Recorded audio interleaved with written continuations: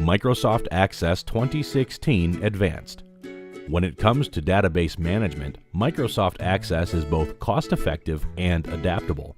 Microsoft Access can be used to store, manipulate, and report your data in a variety of ways.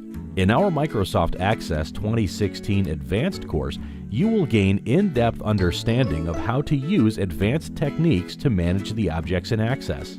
This course will help you to develop your database with advanced form design and data validation. Use advanced reporting techniques to add and format controls, add a sub-report, and prepare reports for distribution. Build efficiency by saving steps and time with training and macros. And learn to effectively customize and manage your database with switchboards. Ensure data integrity by learning the advanced database techniques in Microsoft Access 2016 Advanced.